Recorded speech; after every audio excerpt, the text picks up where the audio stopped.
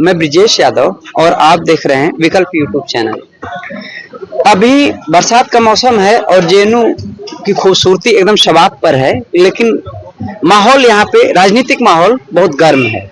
और गर्मी का कारण यह है कि जेएनयू ने आज 3 दिन हो गया हंगर स्ट्राइक का काल दिया हुआ है। कल पूरा देश जो है 77वां स्वतंत्रता दिवस मनाएगा, लेकिन जेएनयू छात्रों के मुद्दों और सवालों को लेकर के अनिश्चितकालीन भूख हड़ताल पर है और कुल 16 लोग भूख हड़ताल पर बैठे हुए हैं। हमारे साथ तमाम छात्र नेता हैं। हम बातचीत करेंगे कि आखिर उनको ऐसी क्या स्थिति आन पड़ी कि भूख हड़ताल पर जाना पड़ा। सबसे पहले मैं जेएनयू अध्यक्ष धनंजय जी का स्वागत करता हूं। बहुत शुक्रिया। ऐसा क्या हुआ कि आपको अनिश्चितकालीन भूख हड़ताल पर जाना पड़ा? देखिए, इस कैंपस में जब से ये कैंपस है तब से ये कैंपस सबसे मार्जिनलाइज तबका है उसके लिए हमेशा से बेहतर कैंपस रहा है। लेकिन आज का वक्त ऐसा है कि कई सारे ऐसे मुद्दे रहे हमारे पास जिससे एक हाशिए पर का तबका लगातार पीछे हट रहा है। इस कैंपस में पिछले 12 सालों से एमसीएम का जो दाम है वो 2000 का अटका हुआ है। आप देख लीजिए कि हर तरह की महंगाई देश में हो रही है, प्रोफेसरों के पैसे बढ़ रहे हैं, तमाम कर्मचारियों के पैसे बढ़ रहे हैं, लेकिन एक तबका है जिसका एमसीएम सिर्फ 2000 रुपया है और जो कि वो कंपनसेट करता है मेस बिल को। मेस बिल आज 4300-4400 हो गया, जबकि 2012 में 1500-1600 इस तरह से आता था। आज 4300-4400, हाँ वो और कम आता था। मेस बिल बढ़ गया लेकिन एमसीएम वहीं का वहीं रहा। तो हमारा मांग है कि एमसीएम को बढ़ाया जाए, 2000 से 5000 किया जाए। ये कैंपस ऐसा था कि कहीं दूर दराज के लोग आए यहाँ पे तो इस बात की इंश्योरिटी होती थी कि उसको हॉस्टल मिलेगा, लेकिन यहाँ पर एक हॉस्टल बनके तैयार है, बराक हॉस्टल, लेकिन अभी तक उसको खोला नहीं गया है। उसके बरक्स लोगों को मुनीरका में रहना पड़ता है, अलग अलग आसपास के इलाकों में रहना पड़ता है। और उसी के साथ आप देख लीजिए इसी कैंपस में जातिवादी स्लोगन लिखे जाते हैं। कैंपस में वाइस चांसलर के जबान से एक शब्द नहीं निकलता, उसको कंडेम नहीं करती है। तो हम कहते हैं कि कास्ट सेंसिटाइजेशन हो इस कैंपस में, ताकि लोगों के जहन में आए कि सब बराबर हैं, सब समता का कैंपस है, समानता का कैंपस है। क्योंकि जो ये भाजपा का राज चल रहा है पूरे देश में, उसमें यही दिखाया जा रहा है कि एक सामंतवादी तबका है कि जो हमेशा एक तबके को कमजोर मान रहा है, कमजोर कर रहा है। दलितों को, आदिवासियों को, महिलाओं को, मुसलमानों को मारने का, उनको कमजोर करने का, उनको यूनिवर्सिटियों में आने से रोकने का कोशिश कर रहा है, और वही विश्वविद्यालय में भी हो रहा है। तो ऐसा तो हम नहीं चाहते हैं कि विश्वविद्यालय हो। एक इंजीनियरिंग एसओई है, इंजीनियरिंग, वहां पे आप देखिएगा कि 60,000 पैसा ले रहे हैं वो सेमेस्टर का, और उसके साथ वो कर रहे हैं कि उसको किसी तरह की सुविधा नहीं दे रहे। टीन के बिल्डिंग में उनको पढ़ना पड़ता है, टीन के 2 कमरे उनको पढ़ना पड़ता है। तो उनकी बिल्डिंग जल्द से जल्द तैयार हो, हम इसकी मांग कर रहे हैं। और वहां जो इकोनॉमिकल वीकर सेक्शन है उसको एमसीए में शामिल किया जाए, एसओई को एमसीए में शामिल किया जाए, एमबीए को भी एमसीए में शामिल किया जाए, ये हमारी मांग है। इसके अलावा हमारी एक चार्टर ऑफ डिमांड है जिसमें तमाम स्कूल के जो मूलभूत मांग है, जो समस्याएं हैं, उन पर हमने वाइस चांसलर को बोला था कि आपके एक छोटे से सिग्नेचर से हो सकता है। इस कैंपस में छेड़खानी घटनाएं, सेक्सुअल हरासमेंट की घटनाएं लगातार हो रही है, लेकिन वाइस चांसलर पे कोई सूद नहीं ले रही है। एक आईसीसी है, एक पपेट बॉडी है, जो कि अभी तक इतनी केसेस आई हैं, जो भी हमसे बातचीत होती है उन केसेस में अभी तक किसी में भी जस्टिस को इंश्योर नहीं करवा पाई है। तो हम कहते हैं कि एक डेमोक्रेटाइज जीएस कैश की हम बात करते हैं कि जहां पे छात्रों का आवाज रहे, तो ऐसा जीएस कैश जहां छात्रों का रिप्रेजेंटेशन रहे, इस तरह का जीएस कैश की हम मांग करते हैं। और इन तमाम चीजों के साथ जो परीक्षा की प्रणाली है इसका, कि जो ये कह रहे हैं एनटीए करवाएगा, और हम सब जानते हैं कि एनटीए एक लगातार पेपर लीक्स में शामिल रह रहा है और लगातार पेपर लीक्स का हिस्सा है। और तो हम यही कहना चाहते हैं कि एनटीए से हमारा एग्जाम ना हो, नेट के जरिए हमारा एग्जाम ना हो, हमारा परीक्षा जेएनयू का परीक्षा जेएनयू एंट्रेंस एग्जाम के तहत हो, जो जेएनयू लेता था, और उसी के तहत एक एग्जाम का पैटर्न यहाँ पे हो, ये हमारी मांग है। और बाकी हमने 16 अप्रैल से अपनी बातों को कह दिया। जब हम यूनियन में हम लोग आए थे तब हम जाके वाइस चांसलर को हम लोग ने कहा था कि ये तमाम छोटे छोटे मुद्दे हैं, आप इसको बहुत आसानी से हल कर सकती हैं।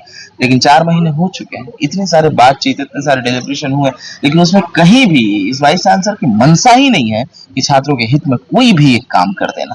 अभी तक वो एक काम नहीं करवा पाई हैं इसमें। और हमने बहुत बार हमने वार्निंग दी कि मैडम आपको मानिए, ये तो हमारी बहुत मूलभूत सवाल है। फिर उसके बाद हमें भूख हड़ताल में आना पड़ा। आज हमारा चौथा दिन शुरू हो गया है भूख हड़ताल का, और यहाँ पे छात्र बैठे हुए हैं भूख हड़ताल पे, इसलिए कि इस कैंपस की जो ताकत है, इस कैंपस जिसके लिए जाना जाता है सबसे हाशिए पर के वर्ग के लिए, उसके लिए बचाया जा सके, रखा जा सके, लड़ा जा सके उसके लिए। प्रशासन की तरफ से कोई बातचीत के लिए आया? मैं कह रहा हूँ आज चौथा दिन है, अभी तक किसी भी तरह की बातचीत प्रशासन के जरिए नहीं करवाया गया। आप जानिए कि हम यहाँ पे एक बिजली का खंभा, यानी सब भूख हड़ताल पे बैठे हैं, कोई खाना नहीं खाया था 3 दिन से। हम कह रहे हैं कि सुबह से एक बिजली का व्यवस्था हमारा करवा दीजिए, उसमें भी इन्होंने बहुत टाल मटोल किया कि नहीं दिया। आज हमारा प्रेस कॉन्फ्रेंस था, हमने कहा कि सब भूख हड़ताल पे मीडिया को अंदर ही आने दीजिए, उसमें भी इन्होंने आने नहीं दिया। तो हमारे तरफ से एकदम दुश्मन की तरह व्यवहार करना भूख हड़तालियों के साथ ये कर रहे हैं। हमारे साथ जेएनयू से अभिजीत हैं। अभिजीत, क्या कहना चाहेंगे? देखिए, जेएनयू में जो पहले भी लड़ाई लड़ी गई है, ये भी उसी तरह का लड़ाई है। आने वाले समय में जेएनयू को हम कैसा देख पाएंगे, कैसा रख पाएंगे, उसकी लड़ाई है। एमसीएम अगर बढ़ेगा तो आने वाले समय में जो छात्र आएंगे उनको अपने घर से पैसा में नहीं मांगना पड़ेगा। क्यों, मतलब पहले भी ऐसे ही स्टूडेंट्स आते थे, ये चिंता बिल्कुल छोड़ के कि उनको घर से पैसा मांगना पड़ेगा। ऐसा ही मिस बिल आता था, उस हिसाब से कंपेंसेट होके एमसीएम मिलता था। उसके बाद कैंपस में जिस तरह का सेक्सुअल हैरेसमेंट के केसेस घटे हैं, जैसा कॉमरेड ने बताया पहले, उसपे एक भी इशू पे जो है ठीक से जस्टिस नहीं मिला है सर्वाइवर को। तो हम यही चाहते हैं कि जीएस कैश जो बॉडी पहले हुई थी, जिसको हटाया गया एक पॉलिटिकल रीजन की वजह से, जो यही के एसएलएस के एक प्रोफेसर हैं अतुल जौहरी, उनके ऊपर सेक्सुअल चार्जेस हैरेसमेंट के केस थे, उनके ही लैब के स्टूडेंट्स ने किया था। तो उनको बचाने के लिए तब के जो वाइस चांसलर थे मामीडाला, उन्होंने इस जीएस कैश को बदल डाला जिसमें स्टूडेंट्स अपनी बात रख पाते थे, और एक ऐसी बॉडी ले आई आईसीसी, जहां पर स्टूडेंट का रिप्रेजेंटेटिव नहीं है। वहां पे एडमिन के जो फैकल्टीज हैं अपने हिसाब से लोगों को बिठाते हैं जो स्टूडेंट की आवाज को दबा दे। उसी के साथ एक ये भी मुद्दा है कि बाराक हॉस्टल जो पिछले 4 साल से बन ही रही है, एडमिन उसको बना ही रही है लेकिन खोल नहीं रही है। तमाम बार फंड नहीं है, या ये बनाए जाएंगे, जैसे गार्ड वाल बनाई जाएगी, रोड बनाई जाएगी, तब खुलेंगे, ऐसे बार 4 साल से हर एक बहाने से उसको टाल देना। फिर एक मुद्दा बहुत जरूरी है कि जेएनयू में जो पहले एंट्रेंस होता था जेएनयू ई, उसको तो कंडक्ट कराना हर एक लेवल पे, यूजीसी लेके पीएचडी। लेकिन हम देख रहे हैं कि इस बार अभी अगस्त का महीना हो रहा है और अभी तक पीएचडी का एंट्रेंस कैसे होगा, इस पे कोई भी क्लैरिटी एडमिन की तरफ से नहीं आई है। हम चाहते हैं कि जेएनयू ई हो, लेकिन एडमिन बार ये बोल रही है कि हमारे पास फंड नहीं है, हमारे पास वो मशीनरी नहीं है कि हम अभी एंट्रेंस एग्जाम कराए। वो डिनाई कर रही है कि इस साल वो कराएंगी नहीं। तो हम ये चाहते हैं कि वो इंश्योर हो कि पीएचडी इस बार एडमिशन हो और जल्दी से जल्दी उसका प्रोस्पेक्टस निकले, और कैसे वो जेएनयू ई कराएगी उसके ऊपर पूरा प्लान ऑफ एक्शन वो बताए, क्लियरिटी दे। और तमाम जो लाइब्रेरी में फंड कट हुए हैं 80% तक, और इसका सीधे जो रिजल्ट दिख रहा है कि एडमिनिस्ट्रेशन जो सब्सक्रिप्शन होना चाहिए जर्नल्स का, ई रिसोर्सेस, वो नहीं हो रहा है। मतलब लगभग सारे जर्नल्स जो है एक्सपायर हो चुके हैं। पिछले महीने ईपीडब्ल्यू एक्सपायर हो गया था, हम जब बोलने गए तो हमारे ऊपर फाइन आ गया लाइब्रेरी से, प्रोक्टोरियल फाइन, कि हम उस पर क्यों बात करने गए। और अभी तक ईपीडब्ल्यू ट्रायल पे चल रहा है, मतलब यूनिवर्सिटी ले रहा है ट्रायल पे 1 हफ्ते के लिए, 2 हफ्ते के लिए, फिर एक्सपायर हो जा रहा है। मतलब फंड कट का कैसे रिसोर्स पे हो रहा है। उसके बाद साइंस में लैब्स में जो वेट लैब्स हैं उसका पानी का जीएसटी बढ़ गया, केमिकल्स के कॉस्ट बढ़ गए, जो इंस्ट्रूमेंट है वो ठीक से काम करने नहीं कर रहे हैं, तो वो लैब बंद हो रहे हैं। उसके बाद AIRF है एक इंस्ट्रूमेंट जिसके ऊपर स्टूडेंट्स एक्सपेरिमेंट करता है, उसका एक टाइम का एक्सपेरिमेंट कॉस्ट 300 रुपया है। तो स्टूडेंट्स अगर एक दिन में 10 एक्सपेरिमेंट करता है तो 3000 रुपये उसके पॉकेट से जाता है। हम बोल रहे हैं कि उस पर सब्सिडी आए, तो उस पे भी वो बात कर रहे हैं कि हमारे पास फंड नहीं है, हम कैसे चलाएंगे। तो ये एक पॉलिसी लेवल पे जो हुए हैं भाजपा RSS की सरकार की JNU का फंड कट कर देना, और वो एक दिख रहा है, लेकिन जो कैंपस में भी फंड है उसका सही से इस्तेमाल नहीं हो रहा है। जब ये साबरमती से लेके बाराक तक रोड बना तो उसके लिए ठीक से फंड आई, लेकिन उसके बाद और भी जगह है, साबरमती से लेके ताप्ती हॉस्टल तक, उसके बाद कई दामोदर हॉस्टल जाने के लिए जो रास्ता है उस पे अभी तक रास्ते नहीं बने ठीक से। हम बोल रहे हैं कि जो फंड आया उसको एलोकेट किया जाए ढंग से। फिर हॉस्टल का जो रिनोवेशन हुआ है बहुत खराब तरीके से हो रहा है, और हम बोल रहे हैं कि उस पे स्कैम जो हुआ है उसका सही से जांच हो, लेकिन उस पे भी ढीला ढाली चल रही है। मतलब पिछले दिनों जब बारिश हो रही थी लगातार, स्टूडेंट्स के रूम में पानी घुस जा रहे थे, फ्लड हो रही थी, और ऐसा घटना मतलब सारे जो रीडिंग्स रूम नीचे हैं ग्राउंड फ्लोर में उस पे पानी आ गया था। तो ये बहुत खराब हालत है। पिछले दिनों लाइब्रेरी में छत गिर गया था।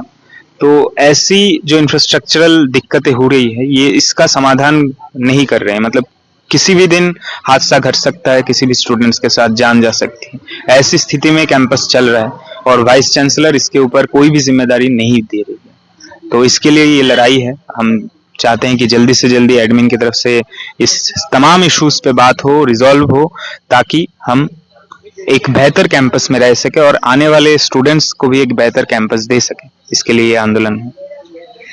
देखिए कि संसद भवन से लेकर लाइब्रेरी तक चू रही है, और भविष्य कितना सुरक्षित है आपको। हमारे साथ स्कूल के बहुत सारे काउंसलर हैं, इसमें वृत्ति भी हैं। वृत्ति, आपकी क्या समस्याएं हैं आपके स्कूल के, आप क्यों बैठी हैं? हम लोग बैठे हैं जो जेएनयू का चार्टर ऑफ डिमांड्स हम लोग तैयार किए थे। ये तैयार किए थे स्टूडेंट्स का जो डिमांड्स है वो रखते हुए। हर स्कूल के सामने जो है एक बॉक्स बिठाया गया था और स्टूडेंट्स जो है अपना डिमांड्स रखा था।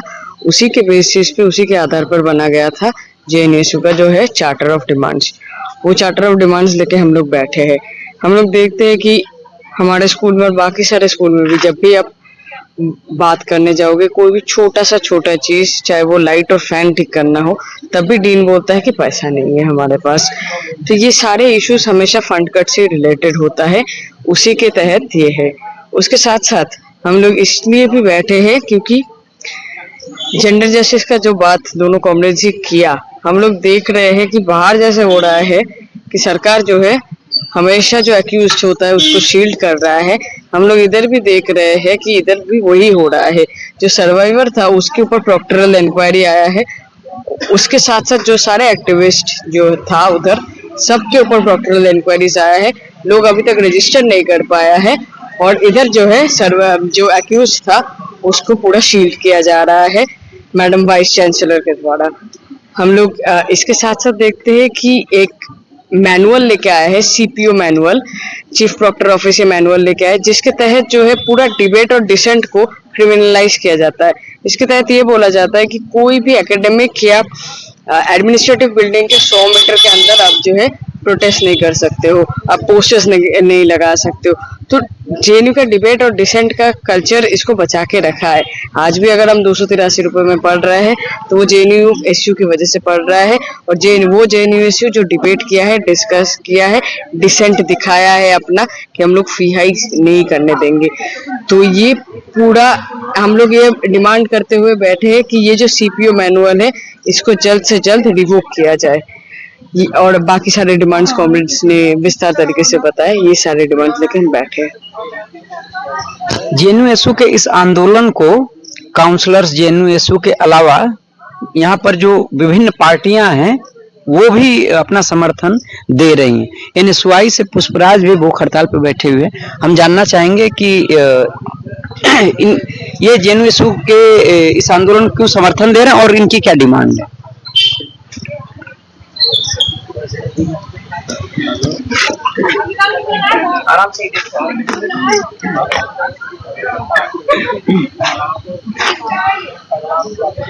इनकलाब जय भीम साथियों, जैसे कि मैं ये कहना चाह रहा था कि हमारा जो जेएनयू का जो हमारा प्रोटेस्ट चल रहा है, इसमें मैं इस फ्रॉम एनएसवाई में इसलिए हमारा जो डिमांड है कि जो सबसे पहले कि हमारे जेएनयू का जो चार्टर था वो फुलफिल किया जाए जेएनयू एडमिनिस्ट्रेशन द्वारा।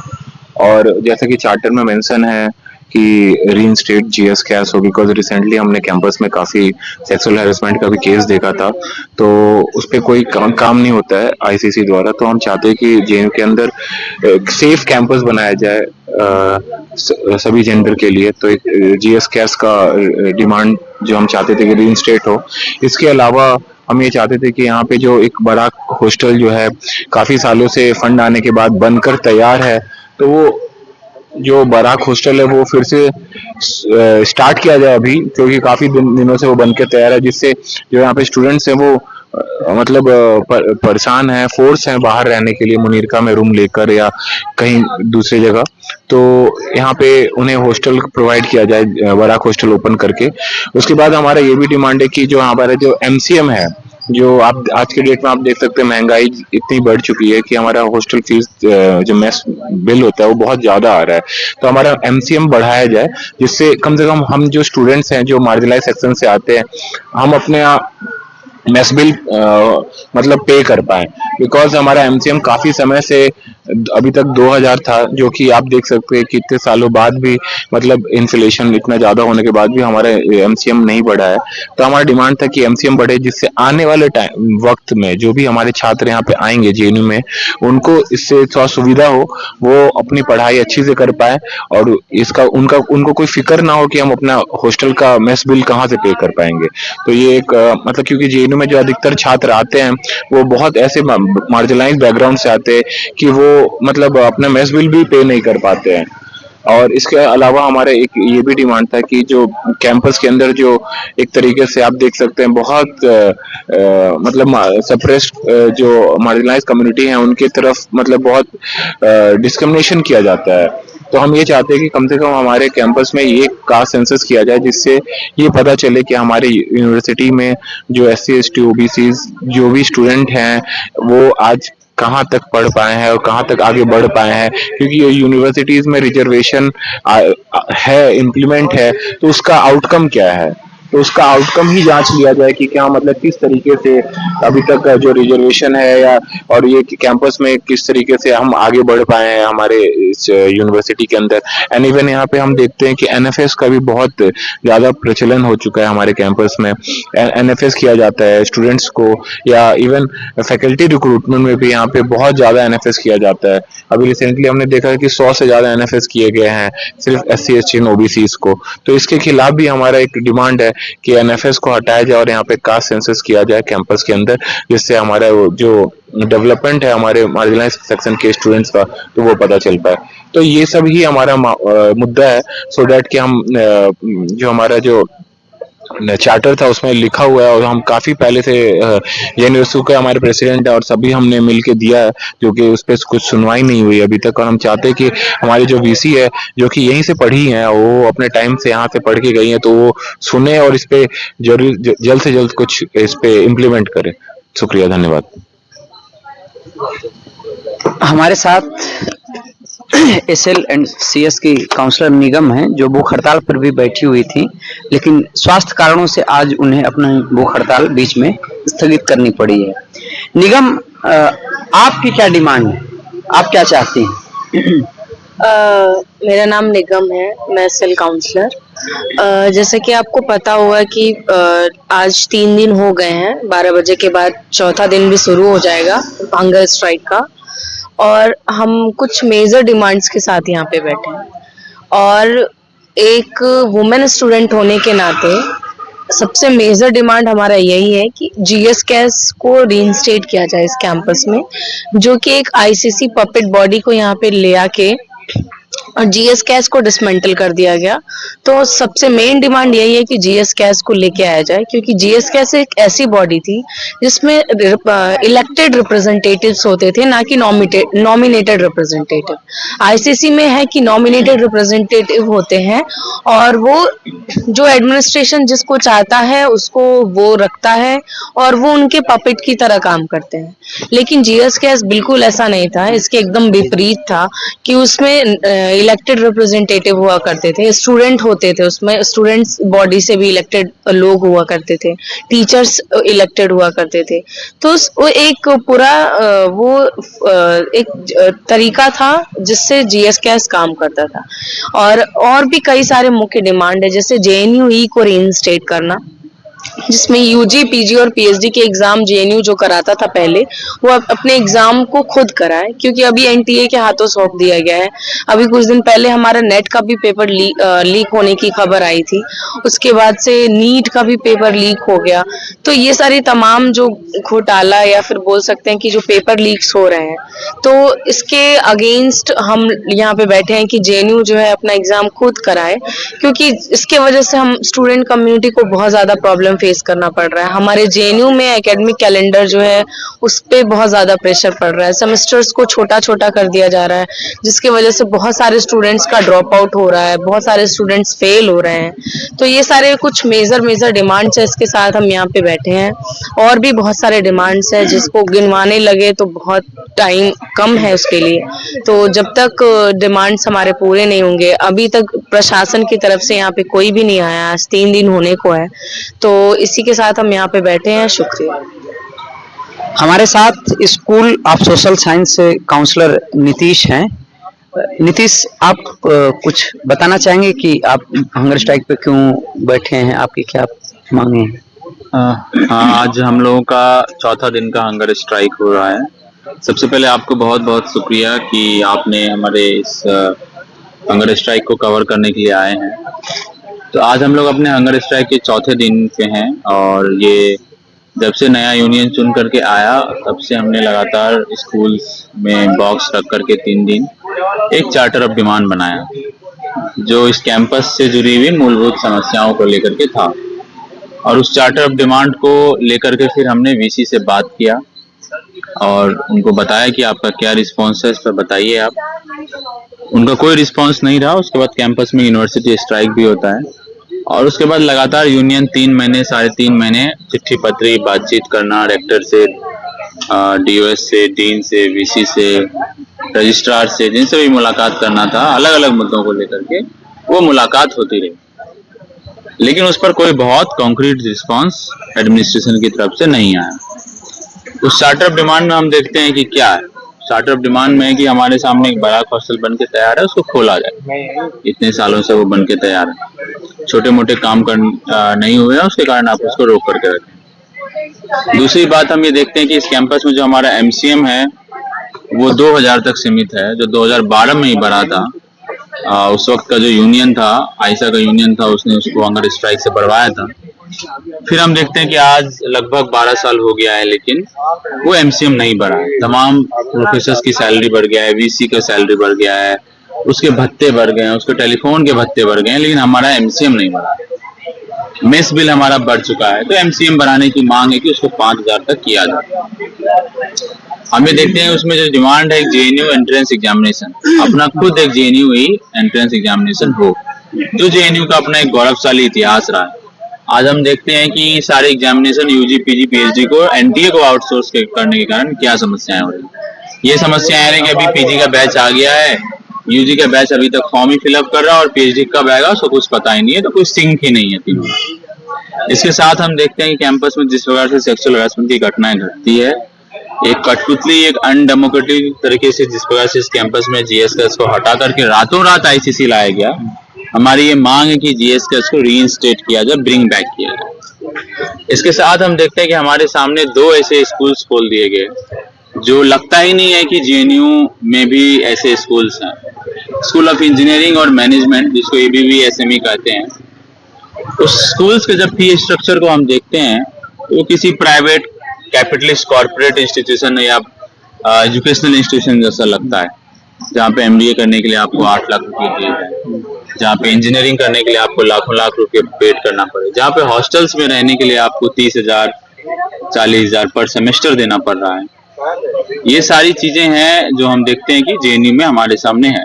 तो हमारी ये मांग है कि स्कूल ऑफ इंजीनियरिंग और ABUSME की जो फी स्ट्रक्चर है उसको कम किया जाए। इसके अलावा पूरे के पूरे स्कूल ऑफ इंजीनियरिंग और ABUSME में एक सिस्टमेटिक जो है डिफरेंस है। वो डिफरेंस ये है कि वहाँ डेप्रिवेशन पॉइंट्स नहीं है, डिफरेंस ये है कि उनके स्टूडेंट्स को MCM नहीं मिलता है, डिफरेंस ये है कि उनके पास अपनी अच्छी कोई बिल्डिंग नहीं है। तो जब ये दोनों स्कूल्स बन भी रहे थे तो उसमें यूनियन ने यही कहा था कि आप बिना किसी प्रॉपर प्लानिंग के, बिना किसी बेटर इंफ्रास्ट्रक्चर के ऐसे स्कूल्स मत खोलिए, क्योंकि स्टूडेंट्स JNU के नाम पर आएंगे और आने के बाद जब ये देखेंगे कि उनके पास इस प्रकार के स्कूल्स है जहाँ पे सही से क्लासरूम्स नहीं है, सही से रीडिंग रूम्स नहीं है, सही से लैब नहीं है, सही से प्लेसमेंट सेल नहीं है, तो उनका पैसा और समय दोनों बर्बाद होगा। कई सारे स्टूडेंट्स यहाँ पे इंजीनियरिंग में ऐसे आते हैं जो NIT छोड़ करके आते हैं, बस इसीलिए आते हैं कि उनको लगता है कि JNU का एक बड़ा नाम है और उस नाम को सुन करके यहाँ इंजीनियरिंग करने आते हैं। जब MBA की आप क्लास में जाएंगे, उसकी वेबसाइट पे जाएंगे ABUSME की, तो उसमें जो बिल्डिंग दिखाई जाती है और जिस बिल्डिंग में स्टूडेंट्स की क्लास होती है उसमें आसमान और धरती का फर्क है। जो बिल्डिंग दिखाई जाती है वो बिल्डिंग प्रोफेसर्स की बिल्डिंग है, जहाँ प्रोफेसर्स और फैकल्टी बैठते हैं। हर एक रूम में किचन है, हर एक रूम में बाथरूम है उनके चैम्बर में। चाहे तो वो अपने चैम्बर में भी क्लास ले सकते हैं, लेकिन स्टूडेंट्स को जानबूझ के उस गैस गोदाम में ठेल देते हैं। अगर आप जाएंगे वहां तक देखेंगे बगल में, और उसके पास अपना वॉशरूम तक नहीं है। ABUSME की जहाँ पे क्लासेस होती है वहां पे उनका अपना वॉशरूम तक नहीं है। उनके हॉस्टल्स में इतने सारे पैसे लिए जाते हैं। तो ये एक प्रकार का सिस्टमेटिक डिस्क्रिमिनेशन जो है एडमिनिस्ट्रेशन के द्वारा किया जा रहा है। हमारे सामने 2 ऐसे स्टूडेंट्स के उदाहरण आए हैं जिनको एक फ्रॉड तरीके से उनका एडमिशन किया गया, और एडमिशन करने के बाद जो है उनको किसी भी तरीके से एग्जाम ले लिया गया, और जब वो फीस पैसा पेड नहीं कर पा रहा है, वो बोला कि एडमिनिस्ट्रेशन पहले कि हम लोन आपको दिलवा देंगे। जब लोन के लिए स्टूडेंट्स ने रीच आउट किया एडमिनिस्ट्रेशन को, तो उसको लोन भी नहीं दिलवाया गया, बल्कि उसमें प्रॉब्लम क्रिएट किया, और उसके बाद उस स्टूडेंट्स की अभी डिग्री रोक करके रखी गई। 21-23 बैच का स्टूडेंट है, अगर आप चाहेंगे तो हम आपको मिलवा भी सकते हैं। निशिकांत प्रभात नाम है उसका।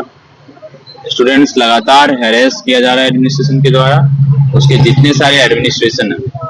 इसके साथ हम देखते हैं कि कैंपस में लगातार जिस तरीके का फैकल्टी रिक्रूटमेंट हो रहा है, 2016 से जब से मामी डाला इस कैंपस का वाइस चांसलर बना, और JNU पे जिस प्रकार का एक सिस्टमेटिक अटैक इस फासिस्ट मोदी सरकार के द्वारा हो रहा है, उसमें हम देखते हैं कि जो फैकल्टी रिक्रूटमेंट हो रहा है वो सब के सब RSS के लोग, BJP के लोग हैं, और उनकी एकेडमिक क्रेडेंशियल्स कुछ नहीं है। बहुत सारे लोगों पे जो है क्या कहते हैं कि क्या कहते हैं उसको, वो जो उनका प्लेजरिज्म का चार्जेस हैं, 50% प्लेजरिज्म का चार्जेस है, और बहुत सारे स्टूडेंट्स का जो फैकल्टी रिक्रूट हुए हैं नए वाले, उनका रिसर्च किसी और में है, उनका रिक्रूटमेंट किसी और स्पेशलाइजेशन में होता है और पढ़ाते वो कोई और पेपर। तो ये सारी समस्याएं JNU में है। लाइब्रेरी का इंफ्रास्ट्रक्चर हम देखते हैं, रेनोवेशन जो JNU में हो रहा है, 58 करोड़ UGC से फंड मिला, लेकिन रेनोवेशन के नाम पर क्या ही हो रहा है हम देखते हैं। आज रेनोवेशन हो रहा है और 6 महीने बाद या 1 महीने बाद भी नहीं होता है, वो रेनोवेशन टूट जाता है, छिटकली निकल जाती है, वॉशरूम जहाँ टॉयलेट करते हैं स्टूडेंट्स वहाँ का नल टूट जाता है। तो ये सारा करप्शन हो रहा है, और VC के पास जब भी जाते हैं तो एक ही जवाब आता है कि उसके पास फंड नहीं है। अब इसके पीछे के भी मिथ को हम समझते हैं कि जो ये बोलती है कि फंड नहीं है, तो इसके लिए इन्होंने वाइस चांसलर होने के नाते क्या किया है। इंस्टीट्यूट ऑफ एमिनेंस का एक टैग मिला है अलग अलग यूनिवर्सिटी को, और उस इंस्टीट्यूट ऑफ एमिनेंस टैग मिलने के कारण ये था कि सारी यूनिवर्सिटीज को अपनी रैंकिंग को सुधारने के लिए 1000 करोड़ रुपए का ग्रांट मिलेगा। और वो इंस्टीट्यूट ऑफ एमिनेंस का टैग किस किस यूनिवर्सिटी को मिला है? दिल्ली यूनिवर्सिटी को मिला है, BHU को मिला है, हैदराबाद सेंट्रल यूनिवर्सिटी को मिला है, 10 साल पहले बनी एक प्राइवेट यूनिवर्सिटी ग्लोबल जिंदल जो है उसको मिला है, और जो अभी तक बनी भी नहीं है जियो इंस्टीट्यूट, उसको भी मिल गया है। हाँ, इंस्टीट्यूट ऑफ एमिनेंस का टैग जियो इंस्टीट्यूट को मिला है, और वो उनका ट्विटर हैंडल भी जियो इंस्टीट्यूट का इंस्टीट्यूट ऑफ एमिनेंस टैग मिलने के बाद बनता है। तो उसको, और वही NRF की रैंकिंग हम जब चेक करते हैं तो लगातार JNU हमेशा जो है एक टॉप पोजीशन पे रहता है। अभी कुछ दिन पहले भी एनआरएफ की रैंकिंग आई है, हम देखेंगे जेएनयू उसमें टॉप इंस्टीट्यूशन है इस देश का। तो आखिर वो इंस्टीट्यूट ऑफ एमिनेंस का टैग जेएनयू को क्यों नहीं मिलता है, जिससे जेएनयू में एक अच्छा पैसा, एक मुफ्त पैसा जो है यहाँ इसमें मिलेगा। तो ये वाइस चांसलर ये बात बताए, इसके पहले के वाइस चांसलर तो कुछ नहीं किया उस इंस्टीट्यूट ऑफ एमिनेंस का टैग लाने के लिए इस जेएनयू को। तो ये वाइस चांसलर जो इतने साल से बनी हुई है और जो हर बार रट लगाते रहती है कि हमको मोदी ने चुन करके भेजा है, हम बहुत प्राउड करते हैं कि हम पहली ओबीसी महिला वाइस चांसलर हैं। तो इस कैंपस में जो ओबीसी स्टूडेंट्स पढ़ने आते हैं और उनका जो इस प्रकार का सिचुएशन हो रहा है, उसके लिए वो क्या कर रही है, और इंस्टीट्यूट ऑफ एमिनेंस लाने के लिए बताए कि वो कितना मेमोरेंडम सबमिट की है ना, वो कितनी बार गई है मिनिस्ट्री ऑफ एजुकेशन के पास, कितनी बार गई है उस मोदी के पास जिस मोदी ने उसको चुन करके भेजा है। तो ये रट लगाना कि हमारे पास फंड नहीं है, हमारे पास पैसा नहीं है, और आप वाइस चांसलर हुए हैं एक यूनिवर्सिटी के, आपको अपने बिल्डिंग का रेनोवेशन कराने के लिए पैसा मिल रहा है, अच्छी बात है, आप कराइए, कोई दिक्कत नहीं है, आप वाइस चांसलर है इस यूनिवर्सिटी के। लेकिन स्टूडेंट का भी तो रेनोवेशन कराइए। स्टूडेंट जो यहाँ पे हॉस्टल नहीं मिलता है, उसको मुनीरका में रहना पड़ रहा है, उसका कौन सोचेगा। और एक वाइस चांसलर होने के नाते ये तो आप देखेंगे एक सिस्टमेटिक तरीके से ये हो रहा है। पहले जिस प्रकार से वाइस चांसलर चुना जाता था बीएचयू में और एएमयू में, कितना बेहतरीन प्रोसेस था। वो ऐसा था कि वहाँ का जो यूनिवर्सिटी का बोर्ड होता था वो चुनता था, वहाँ के student union, staff member, faculty member, 3 लोगों का नाम रिकमेंड करते थे प्रेसिडेंट को, और प्रेसिडेंट को उन्हीं 3 नामों में से एक नाम को सेलेक्ट करना होता था उस कैंपस के वाइस चांसलर के रूप में। प्रेसिडेंट एक बार उसको लौटा सकता था, लेकिन अगर दोबारा वो यूनिवर्सिटी का जो नाम कमेटी भेजता था उसको चुनना पड़ता था उसमें से। तो यदि हम इस कैंपस के स्टूडेंट हैं तो इस कैंपस का वाइस चांसलर कौन बेहतर होगा वो तो हम जानेंगे, वो तो यहाँ का स्टाफ जानेगा, वो तो यहाँ का फैकल्टी जानेगा। तो ये वाइस चांसलर जो ऊपर से चुन करके लाया जाता है, जैसे अलग अलग राज्यों में गवर्नर चुना जाता है, ये सारा मसला वहां पे फंसा हुआ है। आप हमें वाइस चांसलर चुनने का मौका दीजिए। हमने अपना जेएनयू से प्रेसिडेंट चुना, हमने अपना जेएनयू को चुना, तो वैसे हम अपना वीसी को चुनेंगे। वैसे डिमांड है कि हम अपने जीएस कैस के मेंबर को चुनेंगे, जो सेक्सुअल हरासमेंट के केसेस में किस प्रकार से काम होगा वो करेगा। सिंपल प्रोसीजर है। आप डेमोक्रेटिक कंट्री में है, एक डेमोक्रेसी का तो मिनिमम डिमांड हम मांग रहे हैं, उससे ऊपर तो कुछ मांग ही नहीं रहे हैं आपसे। लेकिन ये सारे डिमांड को लेकर के बीसी का एक ही रवैया। अब देखेंगे आप 16 तारीख को यहाँ एबीवीएसमी में एक टॉक है अटल बिहारी वाजपेयी के नाम पे, ठीक है। अब वहां वाइस चांसलर को जाने का समय है। इस्कॉन में यहाँ पे हमेशा जितना फेस्टिवल होता है, उस हर फेस्टिवल में वीसी का चेहरा आप देखेंगे हमेशा टॉप पे, बाएं पे, दाएं पे, हर जगह मिलेगा। उसी वाइस चांसलर को मीडिया हाउसेस को अपने कमरे में बुला करके बाइट देने का समय है। उसी वाइस चांसलर को आरएसएस की मीटिंग में जाने तक का समय है। लेकिन यहाँ जेएनयू का स्टूडेंट और पूरा जेएनयू स्टूडेंट यहाँ पे हंगर स्ट्राइक पे बैठा हुआ है, अपने हेल्थ को डिटोरिएट कर रहा है इस कैंपस के वेलफेयर के लिए। वहां से उस अपने पिंक पैलेस से निकल के यहाँ स्टूडेंट से मिलने तक का समय नहीं है। कैसी वाइस चांसलर है आप? आपको शर्म आना चाहिए। और हमारा यही बात है, ये चार्टर ऑफ डिमांड की मांगों को पूरा कीजिए, और जब तक आप पूरा नहीं करेंगे ये हंगर स्ट्राइक चलेगा। 10 दिन चलेगा, 15 दिन चलेगा, 20 दिन चलेगा, तब तक चलेगा जब तक ये एडमिनिस्ट्रेशन झुकेगा नहीं और चार्टर ऑफ डिमांड को पूरा नहीं करेगा। छात्र राजनीति, खासकर जेएनयू जैसी छात्र राजनीति ने हमेशा देश को एक दिशा देने का काम किया है। तो कल जब आप 77वां स्वतंत्रता दिवस का झंडा फहराने जाएं और लड्डू खाएं, तो इस चीज का जरूर ध्यान रखें कि आपके ही बच्चे और आपके बच्चों के भविष्य के बेहतरी के लिए यहाँ पे भूख हड़ताल कर रहे हैं, और वो आपसे उम्मीद कर रहे हैं कि आप उनका सपोर्ट करेंगे। तो आप बताइएगा कि कैसा लगा हमारा ये प्रयास। बहुत बहुत धन्यवाद।